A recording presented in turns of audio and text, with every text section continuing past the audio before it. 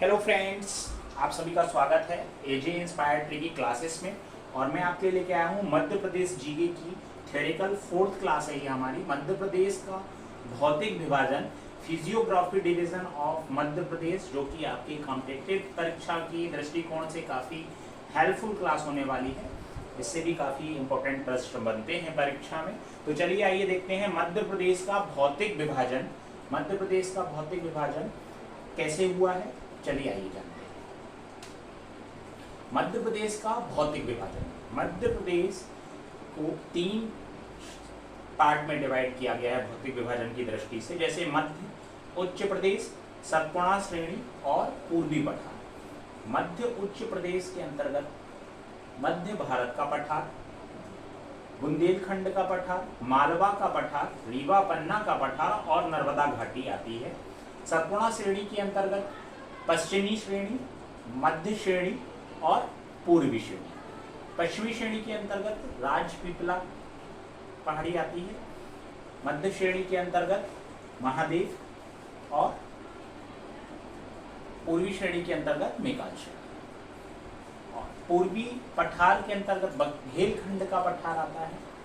तो चलिए आइए जानेंगे हम मध्य उच्च प्रदेश के अंतर्गत पहला है मध्य भारत का पठार। मध्य भारत का पठार जो कि मध्य प्रदेश के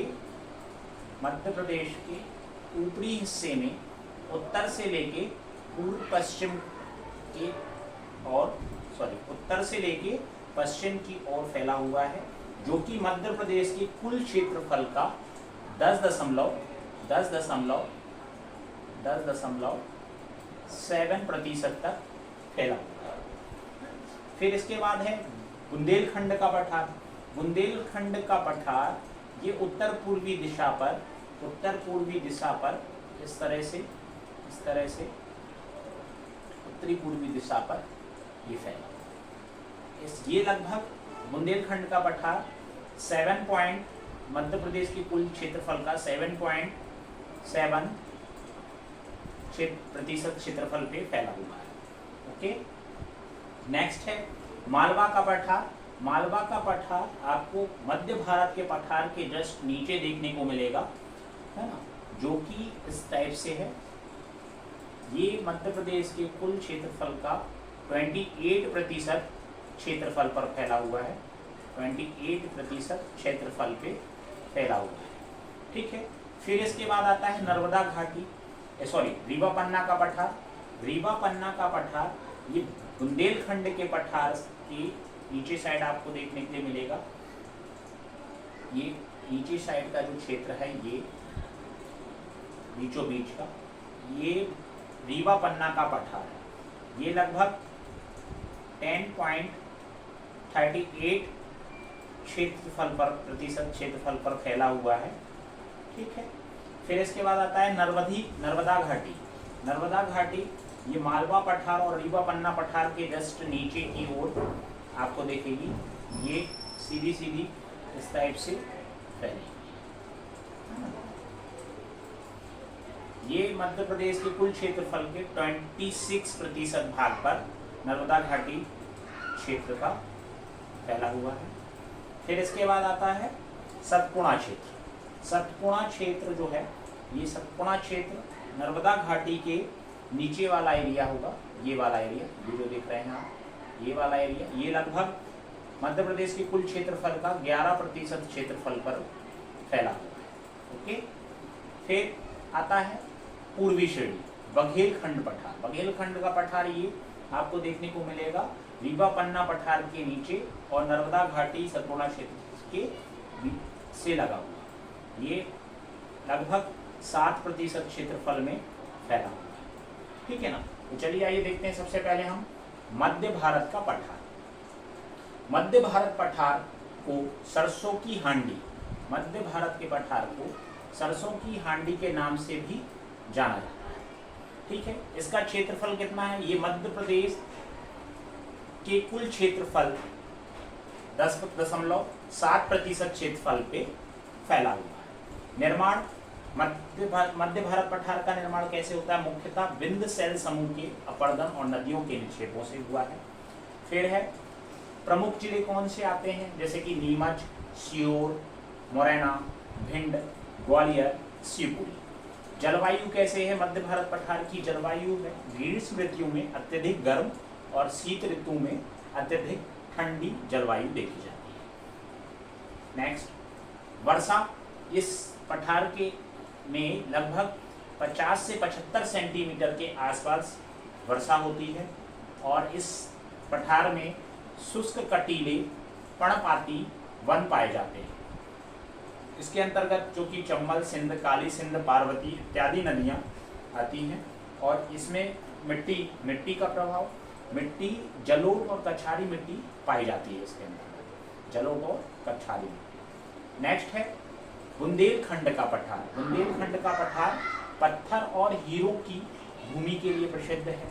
यह मध्य प्रदेश के कुल क्षेत्रफल का लगभग 7.7% क्षेत्रफल पे फैला हुआ है। निर्माण हुआ है नीस चट्टानों के अपरदन से, नीस चट्टानों के अपरदन से हुआ है। प्रमुख जिले आते हैं दतिया, सागर, अशोकनगर, टीकमगढ़, नेवाड़ी, छतरपुर, पन्ना। और यहाँ की जलवायु जो है वह ग्रीष्म ऋतु में अत्यधिक गर्म और शीत ऋतु में अत्यधिक ठंडी पाई जाती है। वर्षा लगभग 75 से 100 सेंटीमीटर के आसपास होती है। नेक्स्ट, नदियाँ बेतवा, सिंध, धसान, उर्मिला, जामनी नदी इसके अंतर्गत आती है। मिट्टी यहाँ पर मिश्रित लाल काली मिट्टी पाई जाती है और यहाँ की विशेषताएं क्या है? सबसे ऊंची चोटी, बुंदेलखंड पठार की सबसे ऊंची चोटी जो है वह सिद्ध बाबा की चोटी। इसकी लंबाई लगभग 1172 मीटर के समथिंग है और यहाँ यह सर्वाधिक सूखा प्रभावित क्षेत्र है। बुंदेलखंड की गंगा बेतवा नदी को कहा जाता है, उस नाम से प्रसिद्ध है। चलिए नेक्स्ट, फिर है मालवा का पठार। तीसरा मालवा का पठार, ये सोयाबीन और कपास की खेती के लिए प्रसिद्ध है। क्षेत्रफल मध्य प्रदेश के कुल भौगोलिक क्षेत्रफल का 28% क्षेत्रफल में मालवा का पठार फैला हुआ है। निर्माण होता है दक्कन ट्रेप की लावा और विशाल चट्टानों के टूटने से मालवा पठार का निर्माण हुआ है। प्रमुख जिले कौन से हैं? इंदौर, उज्जैन, देवास, आगरमालवा, रतलाम। जलवायु यहाँ पर कैसी पाई जाती है? ग्रीष्म ऋतु में साधारण गर्म और शीत ऋतु में साधारण ठंड जलवायु पाई जाती है। वन शुष्क पर्णपाती वन पाए जाते हैं। नेक्स्ट, वर्षा लगभग यहाँ 75 से 125 सेंटीमीटर के आसपास वर्षा होती है और नदियाँ हैं क्षिप्रा, पार्वती, चंबल, खान आदि नदी यहाँ से गुजरती है। मिट्टी इस भाग में कुल काली मिट्टी पाई जाती है जिसे में सोयाबीन और कपास की खेती के लिए अत्यधिक लाभकारी है। विशेषता है सबसे ऊंची चोटी सिगार चोटी जो कि 881 मीटर है और जाना पाव पहाड़ी 854 मीटर। यह कर्क रेखा मालवा पठार के मध्य से गुजरती है। ये आपके लिए कॉम्पिटिटिव एग्जाम में ये प्रश्न बन सकता है कि कर्क रेखा किस पठार से गुजरती है, तो मालवा के पठार से कर्क रेखा गुजरती है। नेक्स्ट है रीवा पन्ना का पठार। रीवा पन्ना का पठार ये कुल मध्य प्रदेश के भौगोलिक क्षेत्रफल का 10.36% क्षेत्रफल में फैला हुआ है। इसका निर्माण विंध्य शैल समूह के अपरदन से हुआ है, विंध्य शैल समूह के अपरदन से हुआ है। प्रमुख जिले आते हैं इसके अंतर्गत रीवा, पन्ना, कटनी, उमरिया, दमोह एवं सतना। यहाँ की जलवायु कैसी है? ग्रीष्म ऋतु में साधारण गर्म और शीत ऋतु में अत्यधिक ठंडी जलवायु पाई जाती है। नेक्स्ट है नदियाँ केन, बीहड़, मोहाना, बिछिया नदियाँ यहाँ पर मिलती हैं और मिट्टी मिश्रित मिट्टी पाई जाती है इस पठार में। रीवा पन्ना पठार में मिश्रित नदी में पाई जाती है। विशेषता है रीवा पन्ना पठार की सबसे ऊंची चोटी है गुडविल सद्भावना चोटी जो कि 752 मीटर ऊंची है। यह दमोह जिले में मिलती है और जबेरा गुम्मत दमोह जिले में इस पठार के अंतर्गत आता है। जबेरा गुम्मत दमोह जिले के इस पठार के अंतर्गत आता है। नेक्स्ट नर्मदा घाटी। नर्मदा घाटी मध्य प्रदेश की जीवन रेखा के नाम से जाना जाता है। क्षेत्रफल मध्य प्रदेश के कुल भौगोलिक क्षेत्रफल का 26% जो कि यह नर्मदा घाटी के अंतर्गत आता है। निर्माण दक्कन क्रेप की चट्टानों से हुआ है। प्रमुख जिले हैं जबलपुर, नरसिंहपुर, हरदा, होशंगाबाद। जलवायु है ग्रीष्म ऋतु में अत्यधिक गर्म, शीत ऋतु में साधारण ठंडी जलवायु यहाँ पाई जाती है। नेक्स्ट है नदियाँ। नर्मदा घाटी नदियों में नर्मदा, तवा, हिरणी, हथनी, दूधी, शक्कर प्रमुख नदियाँ पाई जाती हैं। मिट्टी है गहरी काली मिट्टी, गहरी काली मिट्टी पाई जाती है इस क्षेत्र में। विशेषता है नर्मदा घाटी क्षेत्र को कृषि अर्थव्यवस्था की रीढ़ की हड्डी के नाम से जाना जाता है। सबसे निचला प्राकृतिक विभाग भी है। नेक्स्ट अब आते हैं हम सतपुड़ा श्रेणी। सतपुड़ा श्रेणी जो कि इसके अंतर्गत 3 श्रेणियां आती हैं, पश्चिम श्रेणी, मध्य श्रेणी और पूर्वी श्रेणी।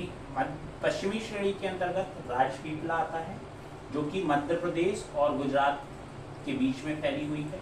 फिर इसके बाद आती है महादेव श्रेणी जो कि ये मध्य प्रदेश और महाराष्ट्र के बीच फैली हुई है।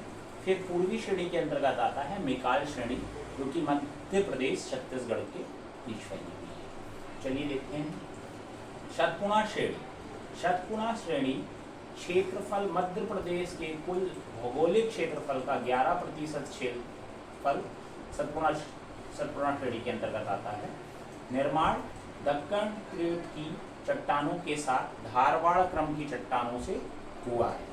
प्रमुख जिले बालाघाट, सिवनी, छिंदवाड़ा, खंडवा, खरगोन, बुरहानपुर, बड़वानी इसके अंतर्गत आते हैं। जलवायु कैसी है यहाँ की? ग्रीष्म ऋतु में अत्यधिक गर्म और शीत ऋतु में साधारण ठंड पाई जाती है। नदियाँ ताप्ती, बैनगंगा, शक्कर, दूधी, पेंच, वर्धा प्रमुख नदियाँ इसके अंतर्गत आती हैं। मिट्टी है छिछली काली एवं लैटराइट मिट्टी पाई जाती है। नेक्स्ट है बघेलखंड का पठार। ये पूर्वी पठार के अंतर्गत आता है। बघेलखंड का पठार ये कोयला के घर के नाम से जाना जाता है, ये कोयला प्रदेश के नाम से भी जाना जाता है। ये इसका क्षेत्रफल मध्य प्रदेश के कुल भौगोलिक क्षेत्रफल का 7% क्षेत्रफल बघेलखंड पठार के अंतर्गत आता है। निर्माण हुआ है आद्य समकाल के शैल समूह से हुआ है। प्रमुख जिले सिंगरौली, सीधी, रीवा, शहडोल। और जलवायु कैसी है यहाँ की? ग्रीष्म ऋतु में साधारण गर्म, शीत ऋतु में अत्यधिक ठंड होती है। ग्रीष्म ऋतु में साधारण गर्म पाई जाती है, शीत ऋतु में अत्यधिक ठंडी पाई जाती है। वर्षा लगभग 125 सेंटीमीटर से 140 सेंटीमीटर के आसपास होती है। वर्षा लगभग 125 से 140 सेंटीमीटर के आसपास वर्षा होती है। नदियाँ कौन सी हैं? सोन, जोहिला, बनास। मिट्टी पाई जाती है मिश्रित लाल पीली मिट्टी पाई जाती है। चलिए देखेंगे एक नज़र में क्यों व्यू रिवीजन करेंगे। ट्रिक है माँ बाबा